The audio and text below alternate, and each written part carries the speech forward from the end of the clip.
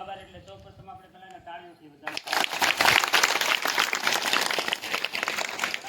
સરકારનો પણ આભાર માનીએ કે સરકારે આવી સુંદર મજાની કદાચ જો આ યોજના ન કરી હોત સિઝનલ હોસ્ટેલ, તો પહેલાં તો તમે આ જગ્યા ઉપર જ ન હોત અને તમારા માતા પિતા અહીંયા નથી અથવા તો કોઈ વૃદ્ધ આપણે કહીએ ને આ એને આતા કોઈ ન હોય એટલે આપણે પછી કંઈ રહેવાની વ્યવસ્થા ન હોય એટલે આપણે પછી કપા વીણવો પડે. એટલે આપણે સરકારનો પણ ખૂબ આભાર માનીએ કે સુંદર મજાની જે આ યોજના છે સિઝનલ હોસ્ટેલ એ આપણે આપી.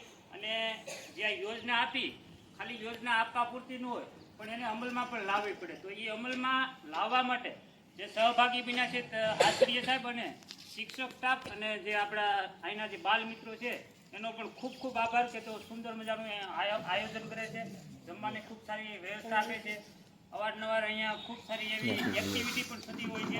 અને જે આચાર્ય સાહેબ એક સુંદર મજાનું કહેવાય કે કીટ વિતરણ જે કોસ્મેટિક આઇટમ હોય અથવા તો તમારા જીવન જરૂરમાં જે અભ્યાસમાં પુસ્તકમાં જે ઉપયોગી આવે ભણવામાં તો સુંદર મજાની જે વસ્તુ તમને ગિફ્ટ આપવાના છે તો તેમને આ સાહેબનો ખૂબ ખૂબ આભાર. અને તમે પણ બાળકો ભણવામાં પણ ખૂબ ધ્યાન રાખજો કારણ કે આપણે જે અહીંયા જેટલા લોકો છે અહીંયાની પણ ગામમાં પણ ઘણા આપણે 80% એવા માણસો છે એ ગરીબ વર્ગમાંથી બધા છે. મતલબ આપણે કોઈ સદ્ધર નથી કે કદાચ આપણે નહીં ભણીએ તો આપણા બાપ દાદાનો એવો ધંધો છે કે આપણે એ ઘરનો ધંધો આપણે કરીએ એટલે આપણે ભણવામાં પૂરતું ધ્યાન દેવું પડશે. જો આપણે નહીં દઈએ તો આપણે કપા વીણવાનો છે, પછી રસ્તા બનાવવાના છે. આ તો ભણવામાં તમામ બાળકો પૂરતું ધ્યાન આપજો અને પોતાના માતા પિતાનું નામ, પરિવારનું નામ, સાથે સાથે સ્કૂલનું નામ અને ગામનું નામ રોશન કરો એવી મારી હાર્દિક શુભકામના છે. જય હિન્દ.